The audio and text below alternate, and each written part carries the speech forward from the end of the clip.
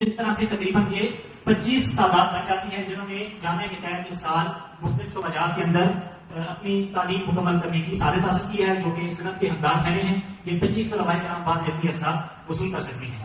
اس کے علاوہ دورہ تفسیر القرآن جو سالانہ ہوتا ہے اس کے اندر 64 کے قریب طلباء کرام نے اور طلباء و طالبات نے شرکت کی ہے، جس کے اندر اکثریت جو ہے وہ آن لائن اور ورچوئل سسٹم کے تحت ہمارے ساتھ کنیکٹ تھے اور معکوسی کلاس روم کے تحت انہوں نے شرکت کی اور دورہ تفسیر القرآن میں شریک رہے، جن کا کل آخری کلاس ہے۔ اس کے بعد پرسوں ان کا امتحان ہوگا 64 طلباء طلبات کا، جس کے اندر کامیاب ہونے والے طلباء طلبات کو بھی سرٹیفکیٹ سے نوازا جائے گا۔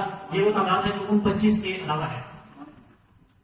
ان کو ملا کر ٹوٹل 93 تعداد بنتی ہے، جن طلباء کرام نے اور طالبات نے مختلف شعبات میں حفظ، تجوید، درس نظامی، تجوید و قرات، ناظرہ اور دورہ تفسیر اور مختلف شعبات میں مختلف امتحانات میں شرکت کی اور اپنی تعلیم کی تکمیل کی۔ ان کی تعداد 93 بنتی ہے اس سال کی جو طلباء کرام۔